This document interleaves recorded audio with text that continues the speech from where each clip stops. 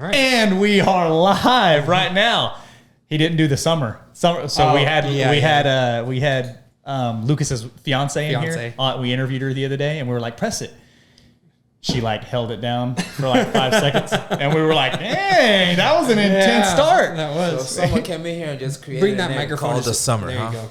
It's called a summer push. Now. Yeah. No, you did the Enrique. You did the normal. Like that's normal. how I do it. That's how I feel. The summer push. You didn't do the summer though. I don't know if the Roadcaster can handle very many summer pushes. Ooh, man, I don't know. I think so. Summer, if you're listening, just know you got some money waiting for you. Just in case this gets get famous. Yeah, just in case we get famous. Just in case. Yeah, just in case. So welcome back, OTG podcast listeners. Man, in the captain's chair today, we got a very special guest, and I'm excited about this one. By the way, I did stalk your Instagram when Phil told me about you, and I was like, first thing I said, I was like, this guy's jacked. That's the first thing I said. Man, I appreciate it. Yeah, oh, dude, this guy's physique is phenomenal. But we got Einrique Abulume. Yes. When you said it, I was like, ooh, that's a tough one. And then when you spelled it out, I was like, oh. Not too bad. Yeah. So, Einrique, I don't want to limit you to this, but you're a personal trainer. That's correct. I don't know what else you got going on, but you're a personal trainer at V12. Yeah. Are you an affiliate, a partner, or do you just train there? Partner. Okay.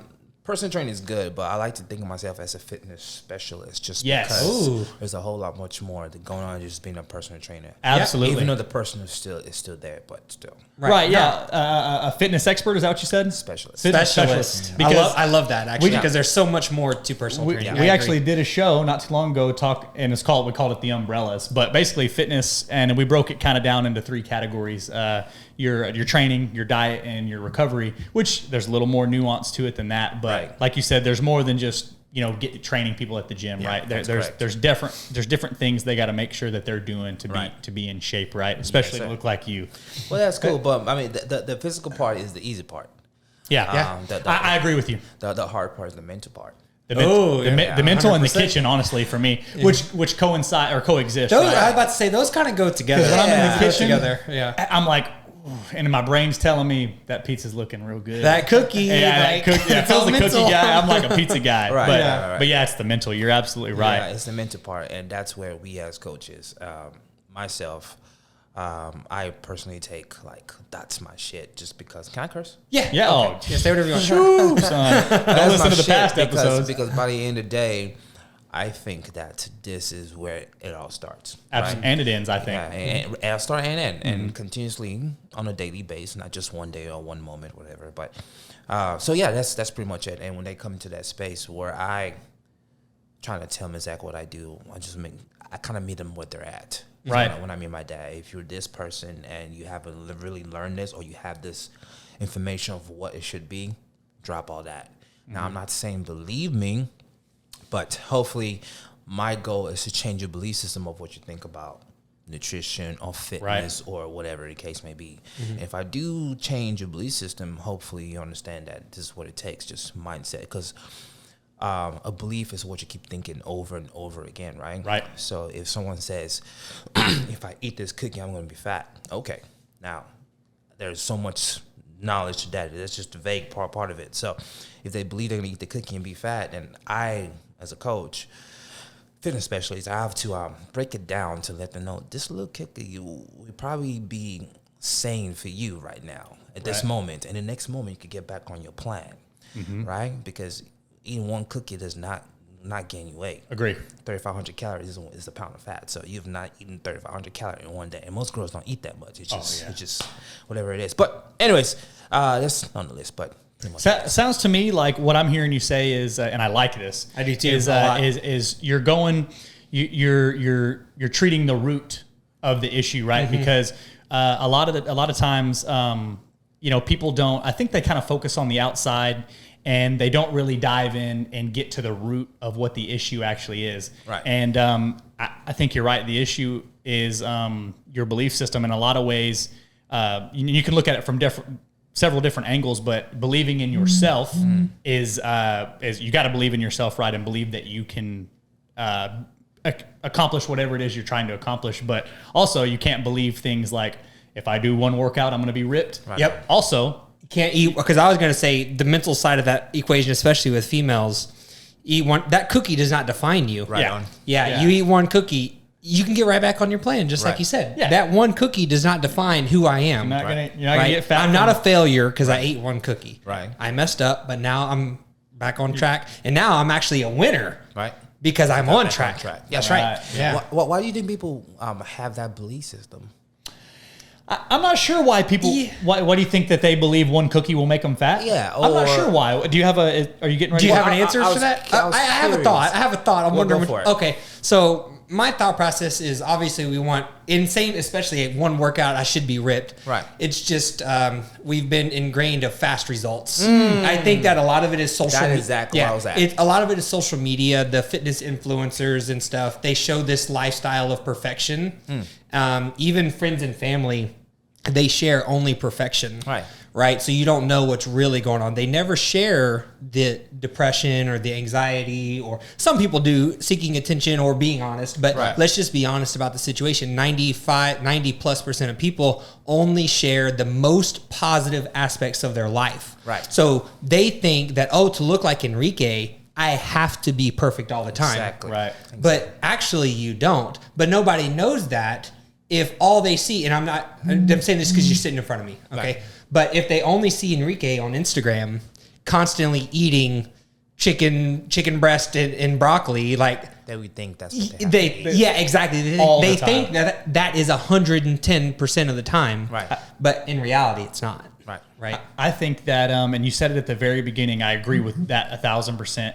But they're used to. So not only are they seeing the highlight reel, that's what you're talking about right now. Yeah, they're seeing the highlight reel. They There see you go. Phil online doing pull-ups, and they think, oh, well, if I'm ever going to be ripped, I got to do 100 pull-ups. They see Enrique with his ab routine. Oh, that's what I got to do to get abs. Not necessarily, but I think something else you touched on that I want to talk about is everything's instant now.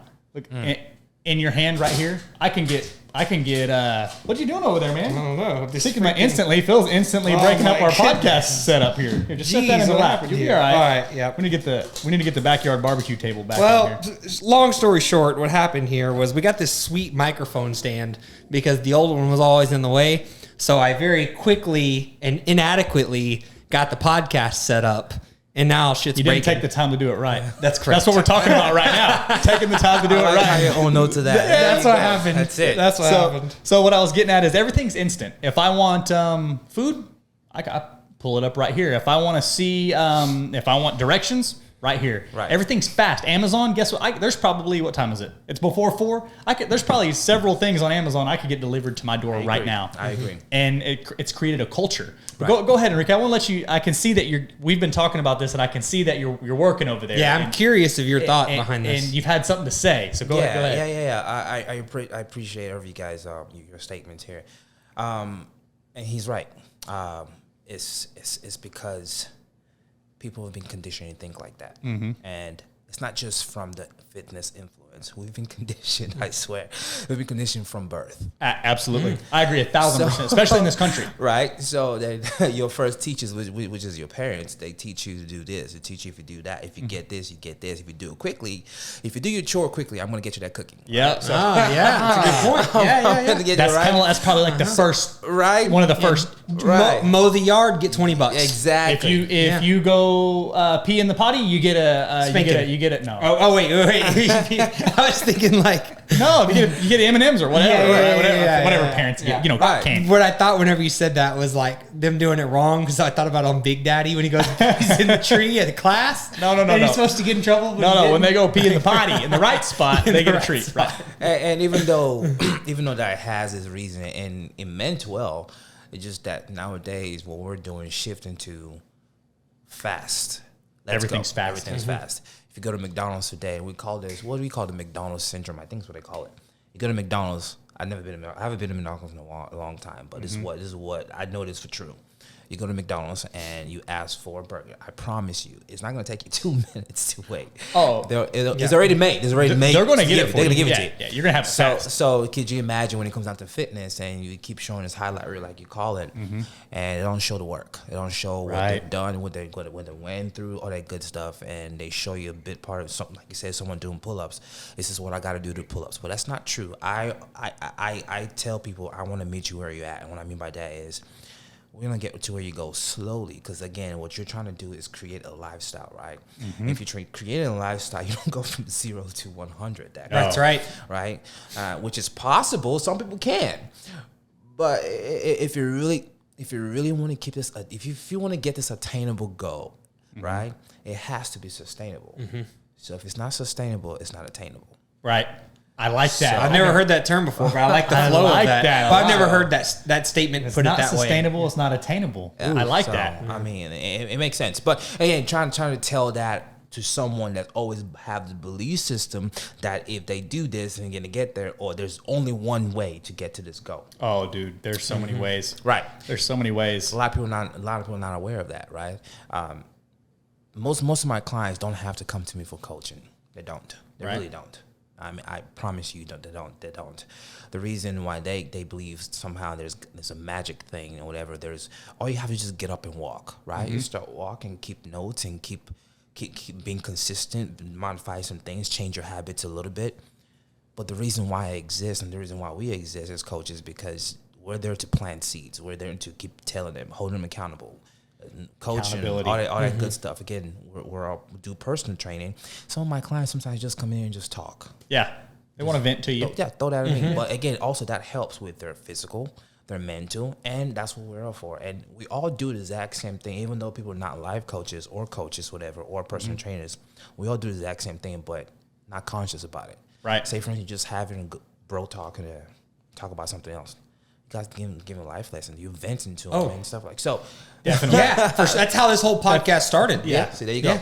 So there you go. Phil and I would meet up. We've been best friends since we were little kids. Right. But, even as adults, we'd meet up several times a week. We'd work out. And this has been going on for a long time. And it was like in between, we wouldn't really talk. But once a couple times a week, maybe every couple of weeks, we get together and we have these really deep conversations about everything that's been going on. And for a long time, we didn't really realize that we were just basically swapping life lessons and and venting, and we were really kind of building off of each other and figuring out what was going on. Right. And then one day I think it clicked, and we were like, dude, we have these great talks all the time, and it's just you and I in the gym, which is cool. There's something to be said for that too. You have a relationship with your best friend or your brother or whoever it is, maybe your wife, and there's something to be said for the intimacy of that one-on-one. Right. But also I think our big thing was kind of like, if we talked about this and recorded it and put it out there, maybe there's somebody else that we could help.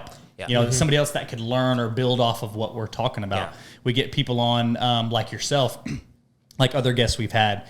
And if one thing that you say helps one person listening, then it's all worth it, right? Done. All this is worth it.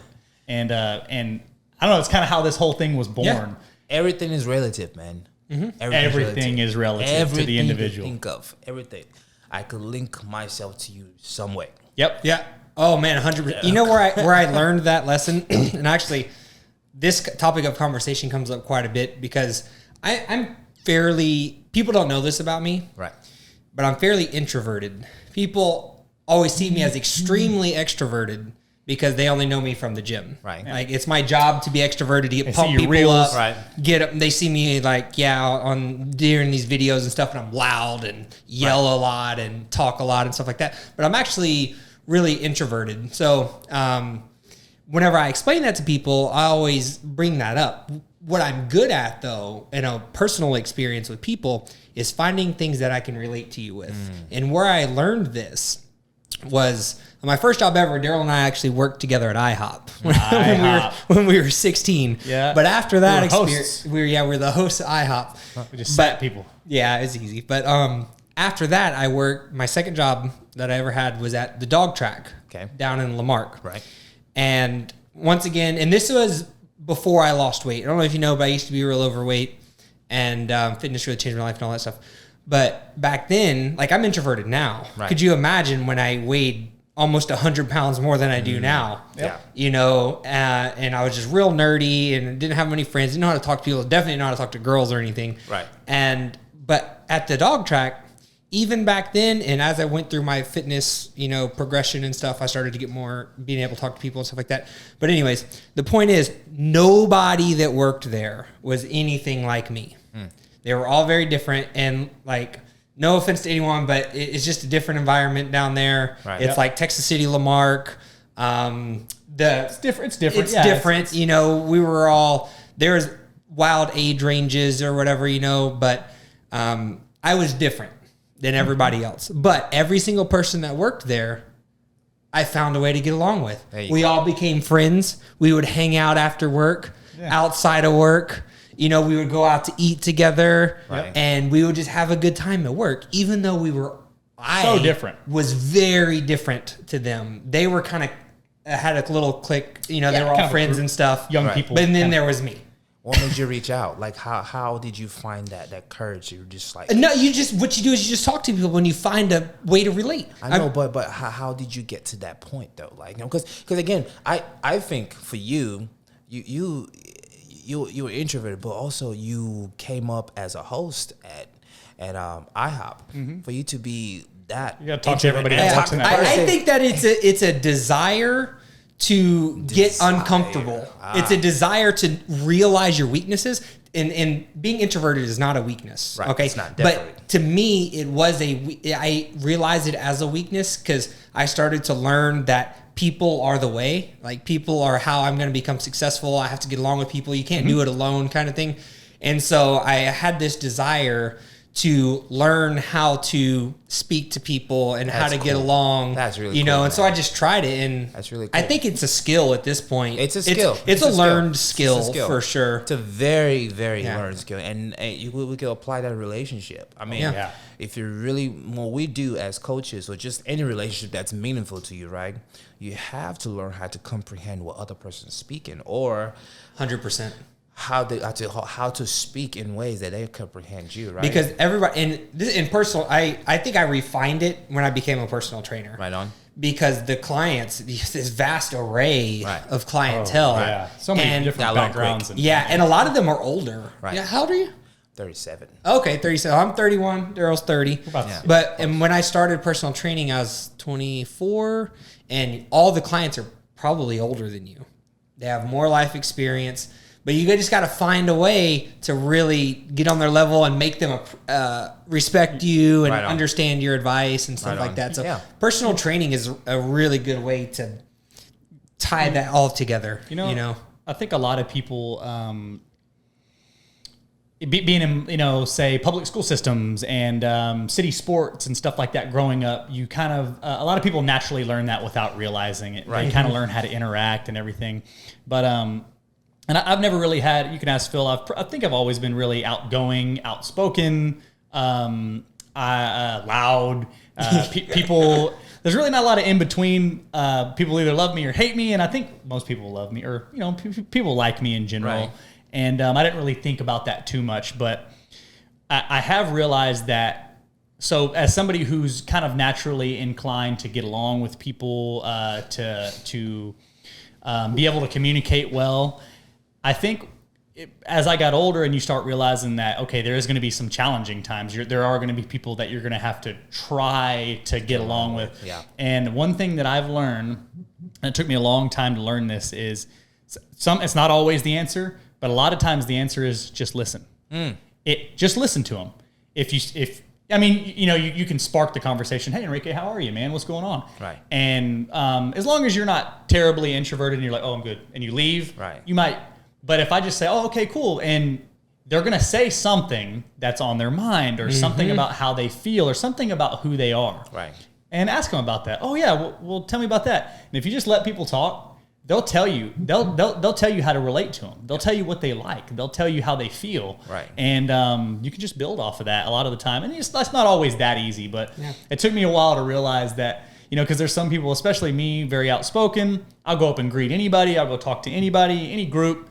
Don't really care. Don't get embarrassed easy. And it's almost like you're trying to, in some situations, you're kind of trying to force conversation. Conversation. Yeah. But you might have to initiate it, but don't always try to force it. Right. Initiate it and then let it come to you. And it's funny because I was just talking to our team on Fridays. We do team meetings at the gym. Right. And I was talking to our team about 2 different times this week. I met total strangers and had the opportunity to talk about our business. Right. And neither of those times did I start the conversation about fitness. It was, I saw an opportunity, so then I hopped on that opportunity to talk about our business and invite a prospect or a lead or whatever you want to call them, client. a potential client to the gym, right? Both situations, they initiated, but I just saw the opportunity, bam. Right. So what you're saying is you let them talk. Yeah. You let them lead you in, because as personal trainers, like, you're kind of always at work, right? Even right now, like, you're at work.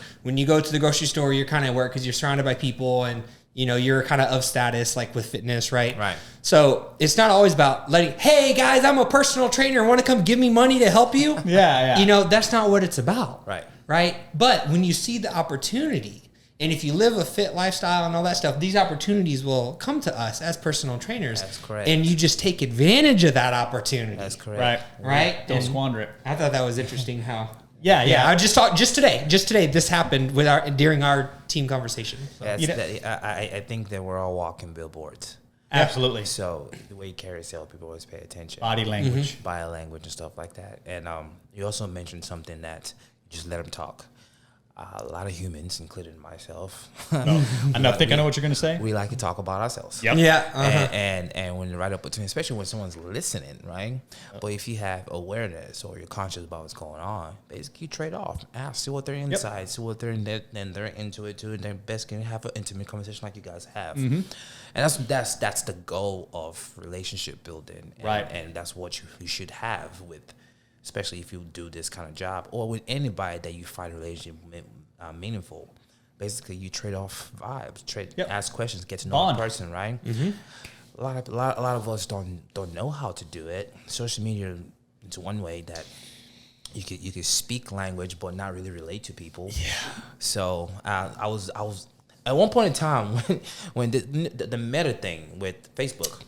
At one point in time, I thought that I was thinking that maybe they would take over the personal relationship with people and all that good stuff. Even there's a machine that people could hop on and you work out with them, stuff like that. It's not the same thing as personal or talking. It's not the same thing. So I was afraid of that. But you know what? If you're good at what you're doing, people like still the intimate conversation. People still want to talk. So the meta thing. It may be successful for some people, but again, there's still people out there that still want to connect with other human beings. Yeah, absolutely. Yeah, so I think that's a natural inclination for humans. I think if you go back to I don't know, prehistoric times or whatever you want to call it, right? The only way that humans were able to survive was they had to work together, right? You couldn't have one guy out in the woods out by himself when they formed tribes, right?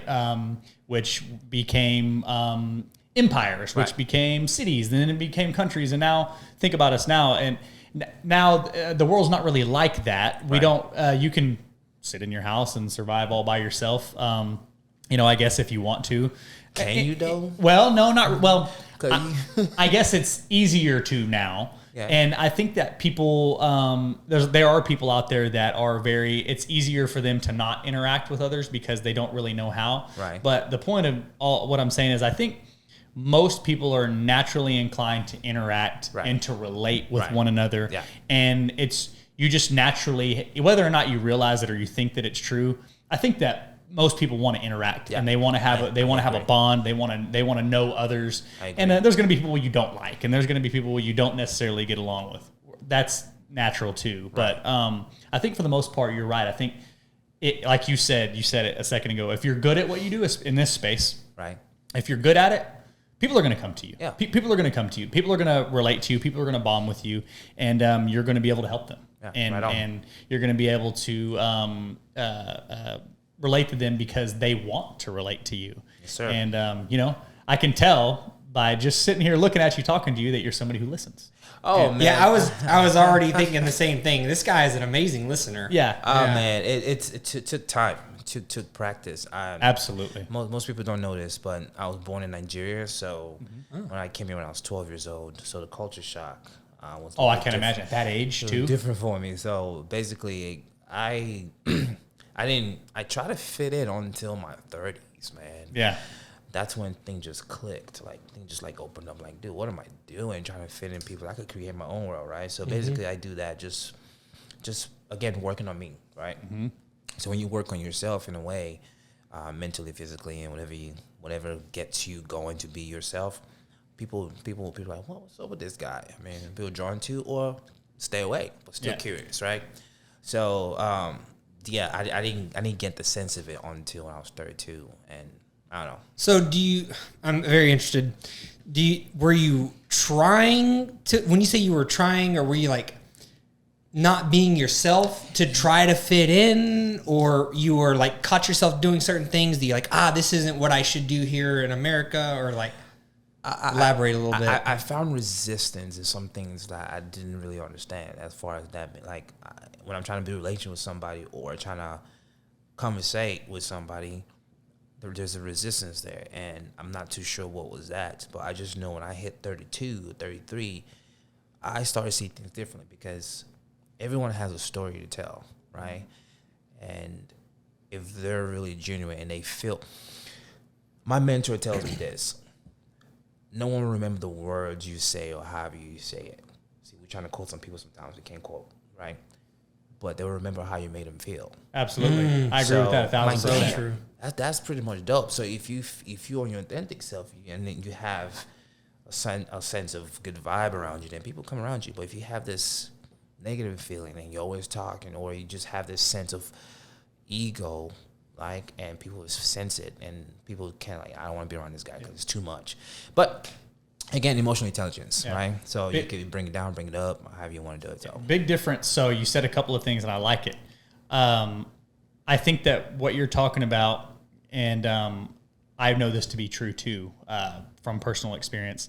If you are just yourself, right, not egotistical, not like I'm Darryl and I'm badass, right, but just hey, I'm me, right, and I'm not saying that you just only look at yourself in the mirror and you don't talk to other people, but people can sense that you are comfortable with who you are, right, you're confident with who you are, and they're drawn to that. I think that people want to know, wow, how do I get that? How I want to learn about Einrique. I want to talk to Einrique because I can just tell that he's very comfortable. Right. He's very much Einrique. Right. That's it. You're not trying to be anything else. Right. You're not trying to force anything else or to look like anything else, and people can tell.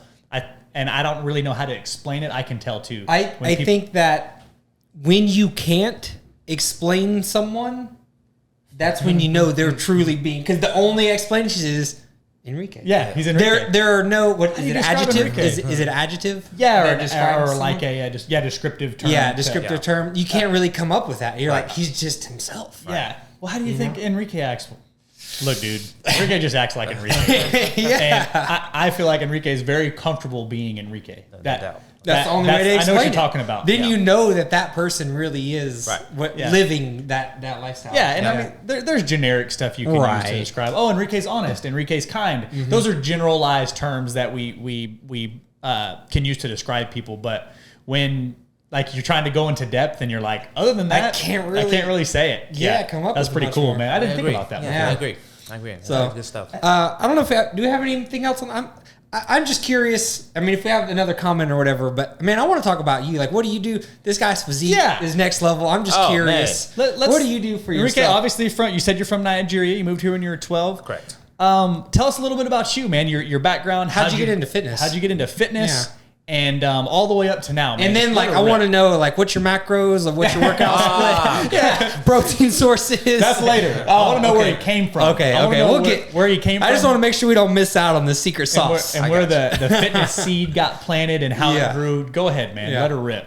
All right. So, originally, before I ever got into fitness, I dance. Mm-hmm. I do freestyle, break dance, pop. That's my first love. And when it comes down to, kind of go together because you got to be in shape to do dancing. So it's a physical art. I just like to do it, right? And music sings like it's beautiful. I could relate. I could draw to it. Even as a kid. Okay. So I never knew I had it until college because again I went to San Jacinto College, so I created a San Jacinto College dance program at one point in time, and it was pretty cool. I forgot what I called it. I saw it the other day. I forgot what I called it. But I started from there. So, San Jacinto College, remember when I said I was finding myself? I went to college. Didn't really know what I wanted to do. I wanted to be a lawyer, bro. I'm like, I want to be a lawyer. Look at the look on his face. It was a good lawyer does not equal Enrique. No, it does not. I wanted to be a lawyer, and I swore to my brother back then I want to be a lawyer. And I don't know why I thought so, but for some reason I thought that being a lawyer would give me the status I want to have. That. Yeah. So I that's what I wanted to do. So I got in college, and I was still freaking lost. I love the art of dancing. I love people. I love doing this and that. And I still couldn't find. It took me 4 years to get out of 2-year college. Crazy. Anyway, so got out of it. Anyways, while I was doing that, I was working in restaurants, and I became a manager for Buffalo Wild Wings, Johnny Tamales, and I was just doing that. So one day, I got invited to this restaurant right on Fuquay. Were you training No. during this time? So you weren't really working out or anything? Time's going by.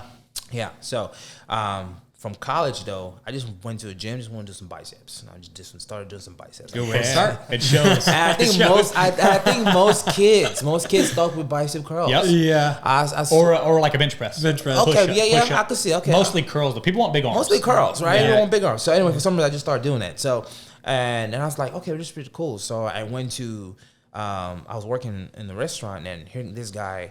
Now I was working in a restaurant, so I went to this party this dance guy invited me to. I started dancing, and this guy named Raphael told me he used to work at Bally's.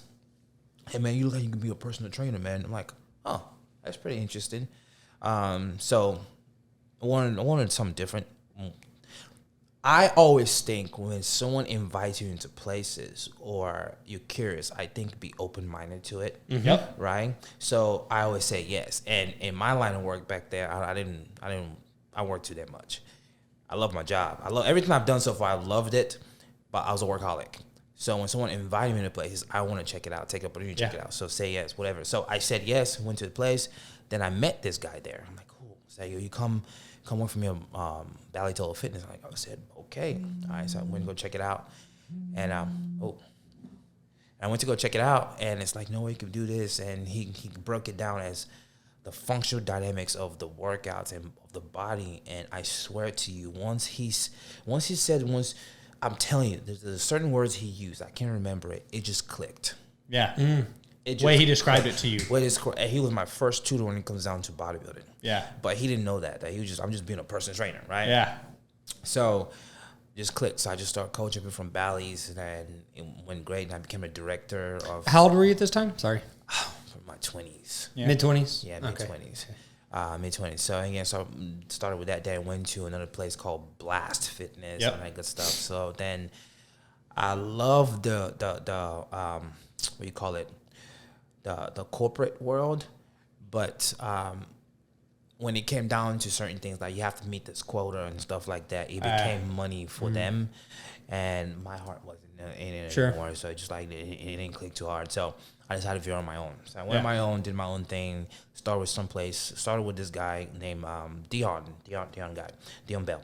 Anyway, so he was my employee at Blast. So he veered up to go do his thing. And he was telling me about he was doing good. I was like, you know what? I love what I'm doing, but this thing, I mean, I would do so well in this industry. Then in 1 month, here comes the other month, I didn't do so well. They moving someplace else. I'm like, that was done. So anyway, so he invited me to come to his place, did my thing. I'm like, oh, I loved it. Separated, did my own thing. We were trying to work together, but it didn't work that well. But at the end of the day, I just know that this is where I belong and everything makes sense. Fitness was your thing. Fitness was my thing. Then I started competing and start training people. And were you coaching yourself in the beginning for the shows? My first show, yes. My first show, I was there to have a good time. I swear to God. I thought I was a shit. Yeah. At the gym. You got it. In my little clique. Yeah. Once I stepped out my clique. You got on that stage? I got on stage, boy. I was like, wow. Right? Like, oh, shit. And I'm like, I was like, wow. I went there. I had a good time. I was like a kid in the canvas. I shit you not. It was an amazing feeling. Okay. And I still have that feeling. Not initially as it was the first time, but I still had that feeling. So when I compete, it's just let's go. It's like brand new people, right? So I competed with them. I competed for the organization. I loved it. And I started coaching myself and coach a few people. And I got a few mentors to coach me as well. So it just came like that. And I discovered that by the end of the day, bodies come and go, but the question is, what did they learn from you and can take away from you? So during that time, I figured it's this right here. So if we start with this and it just makes sense, you can have them live in this world for a long time and enjoy the crap of it and still live their life. And that's what me and Phil talk about. It says, why is fitness not as important to people except when crisis hit? Yeah. Again, that is how in America we've been conditioned to work, take care of this, eat, whatever. Drink, smoke. And there's so many things that we like I said, everything's relative, right? So we've been conditioned to do, so all of a sudden you go to the doctor and it says, well, you can do this, here's the pills. You're taking pills to slap it around and make sure but you're not really hitting the root. Yep. Right? So here comes crisis and your doctor says, if you don't take care of this, you're about to die in the next 10 years. I think we have a problem. They're treating symptoms rather than the problem, right? That's correct. They're masking the symptoms instead of going in and saying, well, what's causing you to have there's very little preventative health in our country. Yeah. And a lot of humans are not really curious about the roots. They want that fast shit. Yeah. Give me the pill. Give me the pill and I'll be done with it. Yeah. And I'll keep drinking or whatever everything is. And some people are not aware of it until something happens. Yeah. Something happened and it sucks, right? Sometimes it could be too late or it could be like a wake-up call. Then you're scrambling. Yeah. So, I mean, I've been there before. And I say this because about 7 years ago, I broke my femur running. That can happen? Yes, I know, right? Whoa. Doctors still didn't even know what the hell's going on. I broke my femur running. And I didn't know I just broke up with my ex-fiance back then. I was just living this life of like whatever and blah, blah, blah. And I broke my femur. I'm like, dang, laid in bed. I had to hear it. Yeah. I couldn't do shit. My ex-fiance wasn't there. And my next door neighbor helped me heal.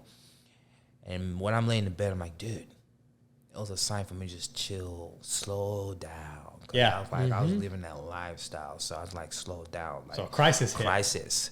And that's when I learned, okay, all right, so that's what that is. So never again, at least listen to every sign. Every sign. There's signs everywhere if you pay attention, especially to this one, to this. Yeah. Nobody else. When you pay attention to you, like for instance, if something's wrong with your body, it always gives you signs. It always gives you signs. It always gives you signs. I agree. Like, dude, something wrong. And if you're not aware of it, you need to look into this. Yeah. And some people like put it until boom. Yeah. So people, Phil and I talked about this before. If, you're going to pay for your health with either time or money at some point. Right. You're going to pay for it either now while you're healthy and younger, and you're going to spend some time on it. Right. You're going to lift weights. Maybe you hire a trainer. Maybe you spend money to have higher quality food. Whatever it is. Right. Right. And you're taking the time, or later on, you're going to pay for it with your time because you're going to be in a crisis, right? You're going to be a little bit older. You're going to have cholesterol issues. You're going to break a bone. There's going to be a problem, right? So eventually, you're going to pay. Right. You're going to put the time in, or you're going to die, which you're going to die anyway. Right. But what I'm hearing you say is, wake up and take care of yourself now. Right. To prevent a crisis from happening, right? Yeah. Create or start at the root right now. The root is you're not taking care of yourself. You're not eating right. You're not exercising. You're not getting enough sunlight. You're getting I don't want complacent. You're getting you're very lazy, right? And your organs aren't being taken care of, right? So that's the root cause of what's going to happen later. That's correct. So if you can just spend some time on that root cause right now, then you can prevent a lot of issues from happening in the future. And I like that. So Phil was telling me that y'all ran into each other at the gym. Yeah. And y'all kind of started talking about that. Yeah. And it's a very interesting topic that people think that people know, but they don't really consider. What do you think, Phil? I don't know. I feel like maybe they don't take it serious. Maybe they don't care. Maybe they don't take it serious. It's not that they don't care. It's like people think they'll live forever. Yeah. I'll get around to it one day. I'll start training one day. Next year, New Year. Live forever. Yeah. Monday. Your life is an emergency. Your life is an emergency. Yeah, you need to take care of it now. People live forever. But how do you tell somebody to be having this lifestyle when they know? Listen, how do you tell somebody that has a wife, 4 kids, and he has to provide for his wife and kids, and he has to work his hours, and he's not sleeping. His boss is stressing him out. And all that. How do you tell somebody that your life is important if you don't take care of your life? So now they have this responsibility that have been brainwashed to, which is I get it, but there's always also a choice of, okay, let me slow this down a little bit and find a mediocre background. And that's where I come from. There has to be a balance. There has to be a balance when it comes down to health. Go ahead and work. Go ahead and do this, but there's got to be a mental balance. There got to be a physical balance. There have to be a spiritual balance. When I mean by spiritual balance, we all share the same connection, energy, spirit bond, whatever you want to call it. Your shit has to be right because, again, you're entwined with other humans and you need them for survival, believe it or not. You want this burger? I'm going to make this burger for you. If you don't like me, you ain't going to eat. Right, yeah. You know what I'm saying? Yeah. What I'm hearing is the best way, and I love this, what I'm hearing you say in different words is the best way to change the culture or make a difference is to be the best version of Enrique. That's correct. To be the best. And we were best talking version of Phil. Best version. And you I don't know who it is. There's somebody who I've listened to in the past talks about the people around you are like a thermostat, right? And I think it might be Ed Milet. That's Ed Milet. Yeah. And basically, if everybody around you is hot, right, is heating up, then there's going to be resistance, right? There's going to be the world's going to try to bring that temperature back down, but your temperature is going to affect everybody around you. We were talking about this the other day. I think we were training, and I was talking to Phil, and I was bitching. I was bitching about all these problems that I was having. The AC guy was late, and he was supposed to come, and he didn't come until the next day, and they were supposed to finish, doing this, and they took extra days, and so-and-so never called me back, and I called the city engineer. I was doing it work at a house that I own. Right. And I was complaining about everything, and nobody has any accountability, and nobody can be on time, and blah, blah. And I think, I don't know exactly how it went down, but at some point I looked at Phil and I was like, you know what? Starts with me.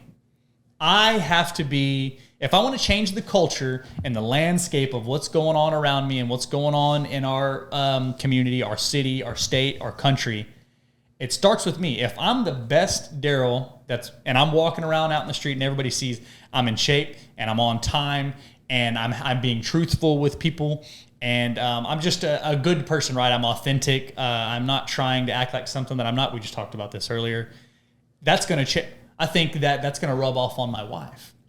It's going to rub off on my best friend, people that we talk to. You and I, we're not like good friends that hang out all the time. Maybe we will be. But when you run into me at the gym, you're going to go, that guy is really... I guess a role model, not a role model, but somebody who you can look up to in certain ways, right? That guy has his stuff together. That guy cares. Right. That guy's honest. And my friends it's going to rub off on my friends. And then Phil's going to start acting like that, and it's going to rub off on his girlfriend. Right. And then his girlfriend's going to go to work, and her coworkers, and you just create this massive wave of changing the culture and getting everybody, just making everybody want to be better, right? Man, I love it. And making everybody want to bring the best version of themselves when they're out and about, when they're making decisions, when they're doing whatever it is that they do, right? You're going to go to work and you're going to train the shit out of some people, and you're going to be honest with them, but also you're going to meet them wherever they're at. You're going to tailor to them, right? But they're going to go, man, Enrique's the best version of himself. Enrique is on time. He's truthful. He's in great shape. He's a listener. He's listening to what people are saying around him. He has no ill intent, whatever it is, right, that they notice in you. They're going to notice these good qualities, and they're going to want to be better, right? What if they don't? I think that they will. But what if they don't, though? If they don't, I think that's okay. I think you're still the best version of yourself, and that shouldn't affect you. And if they choose to not take that route and they don't want to be better, don't let that dim your shine. Don't let that rub off on you. Well, I think that as you were talking about this, and I'm glad you asked that question. I think it's a great question. I think that because of this, I don't want to use the word negative, but most people just aren't aware that that's the case. They don't think like that. No. So I think that they don't even know So it's our duty to tell them. Yeah. We need to tell them, hey, if this happens, X could lead to Y. Yeah. You know, they don't know. Yeah. So they don't do it. Yeah. But if we tell them, then they can make the conscious decision. And like Darryl said, if they don't want to, they don't have to. Because there are outliers. I remember, like in statistics, you know, there's outliers, right? Right. So you have the people, you have the majority of people are going to, once you tell them. Right. I think right now, probably over 50% of people, that thought that Darryl just said has never crossed their mind in their entire life. They could be 30, 40, 50 years old, never even considered that could be the case. Right. Once we tell them, you're going to have another percentage of people, right, that are going to follow through, and then you'll have this percentage of people that don't. They don't care. You have the negatives. I'll live off the government for the rest of my life. I don't need to work. All that stuff, that's fine. But they're going to be there. Those are the outliers. The majority of people, once they're aware that this is the case, then they're going to follow through and do the right thing. Because people are good. Right. I think people are good. Most people are inherently good. Yes, most people are good. And I think that I want to say that I think that most people, your question a minute ago, I want to keep talking about it because I'm going to ask you about it in a second. I think that most people will, whether or not they make the conscious decision to be better, they'll want to based off of you being the best version and being around them, and they'll like that energy that you have, right? Mm-hmm. You can tell when people are just really in a groove, when they're feeling right, when they're taking care of themselves. You can tell they kind of light up. And I think that they will want to be like that. And if they don't, I also am a firm believer in freedom. If you don't want to be in shape and you want to eat junk and you don't want to, I guess tell the truth or take care of yourself, that's right. That's fine. You can do Just that. don't let it affect me. You can do that. But yeah, don't let it rub off on you, which it can. It can start. I think it bleeds into other areas, and then people kind of, so and so. Jim was in a. No, I know a guy named Jim who I like, who's not negative. Gregory was in a bad mood, and it just kind of made me in a bad mood, and now I'm not. You know what? I'm going to skip my training today because he just. The way he talked to me just really wasn't great, and it kind of bled. So I think that can cause that effect too. But there's enough of us being the best versions of ourselves will rub off. But what do you think, Enrique? If somebody doesn't, what if they don't catch that bug from you, that infectious? What if you're the best version of yourself and they don't pick up on it? What do you think?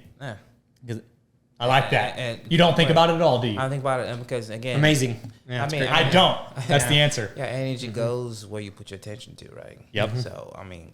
Yeah, and I'm big on energy for sure. I love energy vibes. Your brain will find whatever you tell it to find. Yeah, exactly. Mm-hmm. So if you focus on that negative person and their energy, you're just going to go find that. It's going to look for the other negative stuff. But if you're like, and you look for the positive guys and the positive gals around you, it's going to go find that. You said most people are inherently good. I think that most people choose to be good. Yeah. Mm-hmm. Because I don't think there's any good or bad people. Choices. I think it comes down to choices. So I agree with that. So you're saying that you're not good or bad, but you can make good or bad decisions. Is that what you're saying? Good or bad choices, kind of. And then over time, those kind of compound on top of each other. Is that? Kind of. So I think that most people, you either choose to be joyful or you choose to be miserable, whether you're conscious or not conscious about it. So I don't know. I agree that it's definitely a choice. I didn't think about. I guess that's something to consider. That what I'm hearing is most people are neutral, right? They're born, and then they'll make a decision. You know what? I'm going to be happy. I'm going to be happy no matter what my circumstances are, or I'm going to not be, and they make that choice too. I think that also there's a lot of influence in young people's lives, and they can build off of their teachers or their friends or their brothers and their sisters, and maybe they will pick up on their energy, right? They'll be more like the people who influence them. That's correct. But that's just a chain reaction of somebody who taught that person to be miserable and so on and so on and so on. If it started with somebody making a choice 100% to be a negative great point. or whatever, right? And it's still a choice, right? It just kind of rubbed off, and now it's several people down the chain.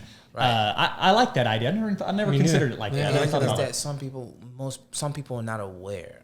Yeah, they're not aware that it's a choice. They're not aware that it's a choice. I think you're right. Somebody you could claim that somebody is good, And one day they have a family to feed, and they're starving. They go rob you. Yeah. And all of a sudden shit happens, and there's a gunfight. Somebody dies. He Yeah. says this person is bad. What is this man's been like? Oh, this woman's been working their whole life and just hungry, and this one thing led to another, right? So that there is a good and bad choices. There, right? So Okay. Now, when you said that, now it's kind of snapping to me a little bit. Just because they did this thing, they're not a bad person. They just made one bad decision. Yeah. Right. And just because they did one good thing doesn't mean they're a good, inherently good person. Very true as well. I agree with that. So I agree with that statement generally. Yeah. So when we choose to the choices like you mentioned, if we choose to be joyful, you look for joyful things, right? Choose to be joyful. If that's your passion, to be joyful, to be happy, you look for those. Every emotions that we have so far, I think that I've experienced in my life, personally speaking, is by choice. If I choose to be sad, I chose to be sad. Yeah. Okay. Even when I'm conscious and not conscious about it. Or depression is another thing too, as well, or anxiety. If I choose to be depressed, when I'm conscious and not conscious about it, this is from me. Okay. Whoever's listening, this is my personal opinion. Right. And I've seen it before, and I'm a witness. I've been depressed, and I put myself in depression. Yeah, I agree with you. I agree with you. Don't worry. And even though I wasn't conscious of my decision, it was still my choice. Now I'm becoming like, dude, I chose to put my mind on this, and here I am dwelling in my sorrow. I could go do something about it, or I could choose to take that energy and put it somewhere else, and blah blah blah. I could choose to work on my fitness if I feel like, man, my knees hurt. I could choose to seek someone, coach, to help me. I could choose to help my dish. I could choose to drink some water or not drink some water today. Yep. Choices, which again, eat quality food. Exactly. Everything's all relative, right? Everything is connected. Yeah. So I agree with that. I never considered it like that, but it all does come down to choices. And I think you're right. In the beginning, you said I think most people choose to be good or to be. Most people choose to do the right thing or to be happy or to be good. Most of the time, I agree with that statement a lot. Thank you. That's a cool thought, though. I never thought about the neutral, and then you make a choice. And people, your choices can influence others, right? That's true. So, Enrique, tell us a little bit. I'm change gears a little bit here. Tell us a little bit about V12. You said you're a partner. Yes. I kind of want to give you a plug here, give you a shout out. V12 is a gym. It's a facility. Right. You're a co-owner. Sorta. Okay. Sorta. Equity owner, maybe? Yeah. Okay. Yeah. You can go as many or a few details. Yeah. So again, titles don't really matter to me. I mean, by the end of the day, I think we all know what we're capable of. If you respect your field, and whoever is in your circle knows what's up. So I don't really care about the title. What I do care for is the gym, that V12 that I support, that I work on, and people that show up and love what we do there. And I have several colleagues and trainers that work with me as well, amazing in their craft. And shout outs to whoever's listening. So basically, it's a little culture we're trying to create. And my goal, I think our goal is to create health and make health as very important as we can. And like you said, we keep being this health that we are, as far as like being the walking billboard. Infectious. And at the same time, we're planting seeds, right? And if someone sees the video, sees this podcast, and we're curious about OTG or V12 and whatever, and reach out like, hey, I like what this guy's selling. And I like this guy's demeanor. He kind of pulled me in. Yeah. So again, just being your authentic self. So, and we're not for everybody. And right. I'm not for everybody, and I'm grateful for that. So I like quality people. Yeah. I like diversity. Diversity, quality people, not quantity. I don't really care for the crowd. If I get one person just like, hey, dude, try this. You change your life just by believing that you are willing, able, ready, and believe you could do this shit. You got this. Then you have some people that like, you know what, really question if they can, and this is where again we as coaches come in. And I think the coaches at V12 do that. They stand by that. And most gyms, and if I'm talking to you, and I know you run a gym, actually it's I have few friends that train at your facility, and they'll speak the same vibe too as well. So we are again related, whatever. So I don't know, but just V12 is an awesome place. It's in Lake City, Heart and South Shore. 2094? No, 518. 518. Okay. 518. Right next to Tiger's Den. If you know where Tiger's Den is. I'm familiar with that. Same family, and I think we do amazing job. So yeah, is it mostly personal training facility? So it's a gym. It's a gym. And then you have trainers within. That's correct. Good deal. Okay. We have kickboxing, familiar with that model. boxing, mixed martial arts programs. That was my next question because V12 Dude, it's V12 Sports and Fitness. So right. I was curious about the sports side. Like, tell us about that. Well, we have boxing. Okay. We have mixed martial arts, kickboxing. We have kids boxing, and we're creating a program called for self-women defense. That's badass. So one of my trainers out there, she was phenomenal. She just started joining with us, and her name is Jen. Anyway, she's doing kickboxing, so we decided to put a program for women that's interested in self-defense. And my partners have been martial artists and have backgrounds in martial arts and defense. So what an exciting thing for a woman that's interested in learning some self-defense in many ways. So we have that program. I think a lot of women will be interested in that. We have kids boxes. So if you are listening, you have some kids and you want to put them in some I think kids boxing or something that can allow your kids or your siblings to take their energy and put it somewhere that's going to make them better, make them think and focus in that sport is very good. I think I think boxing is a good one. Just because when I ask a kid to jab, his focus on the jab.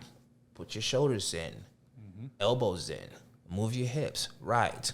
You're focusing that, your energy, whatever you got going on that you're supposed to be thinking, right? You forget about that, you're in there. So when it comes down to kids, that's the program we have for them. And again, these days, since COVID, a lot of kids not as active as we want them to. So that's one way to get your kids active. And they get some self-defense training. Yeah, I think that's cool because with kids, and I'm not a parent, so let me just say this first. I'm not a parent. Maybe I shouldn't comment about what's best for kids. You know, obviously every parent knows what's best for their kid. Start out with, in my opinion, and then you say whatever you want. You're entitled to your opinion. In my opinion, kids need a combination of fitness and technicals.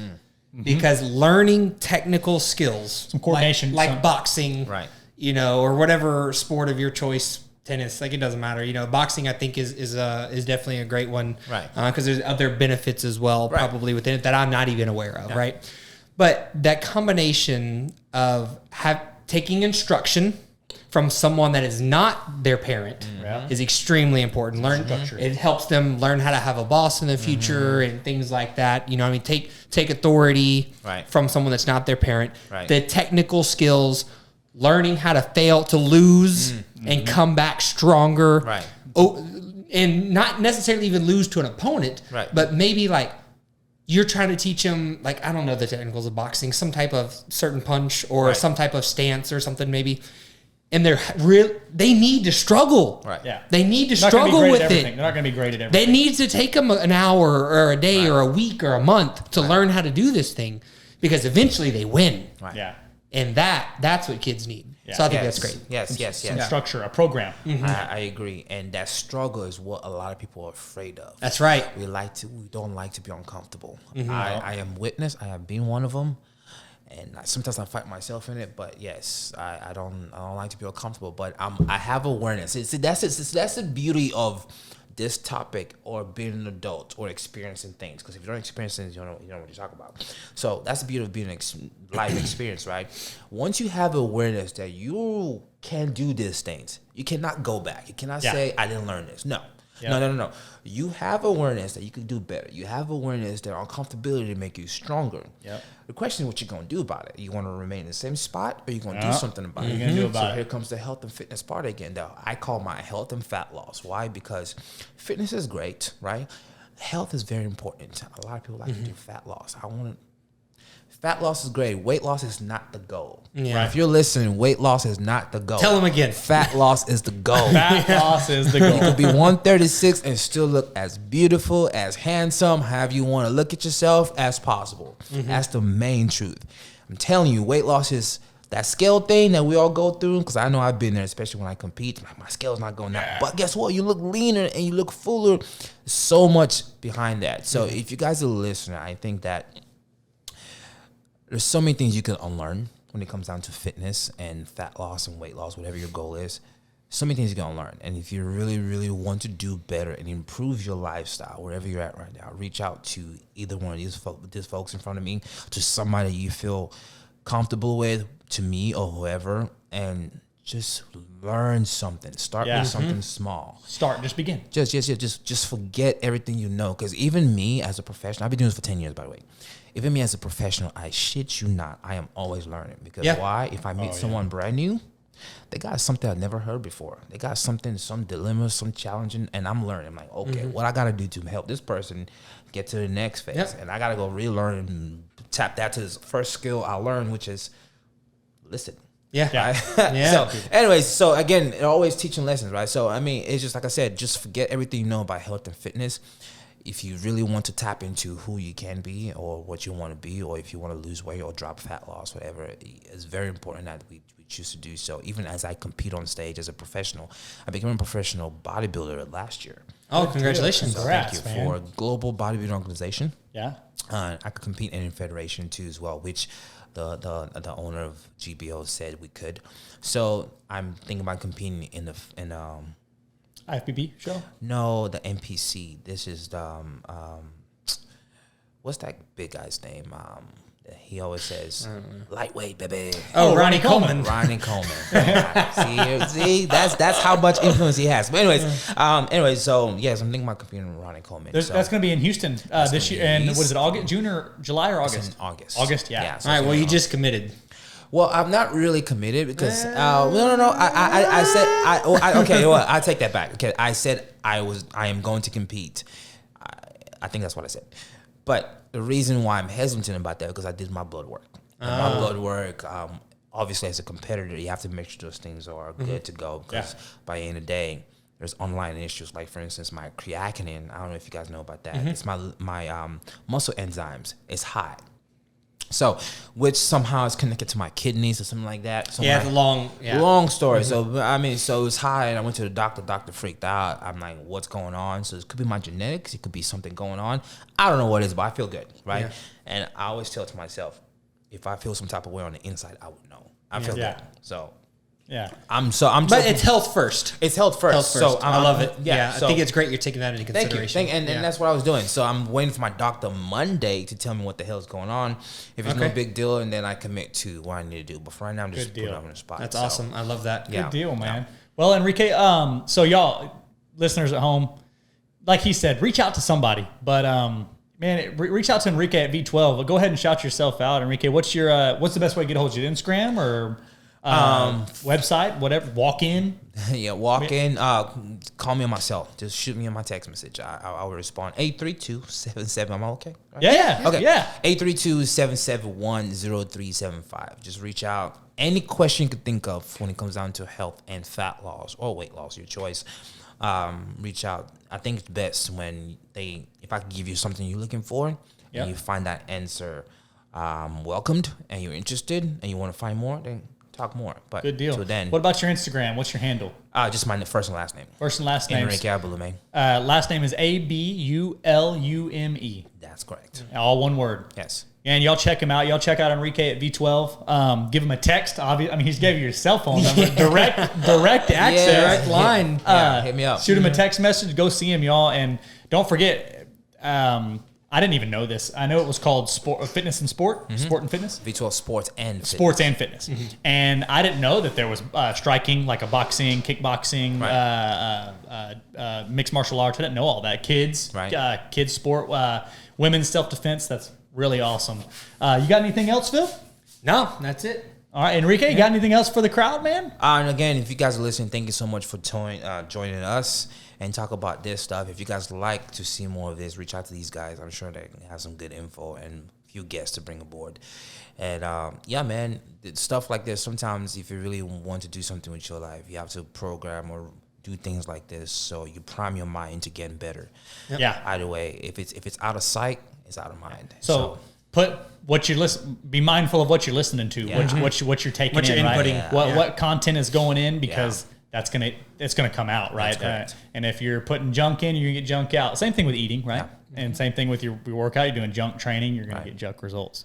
All right, guys, we're gonna wrap this one up. Y'all check out Enrique at V12. Cool. Give him a text. We'll put all this information in the. We always put it in the body in the description. Cool. We'll put your cell. We'll put your Instagram handle in there, the address of the gym, and y'all check him out. We're out of here. Thanks, guys.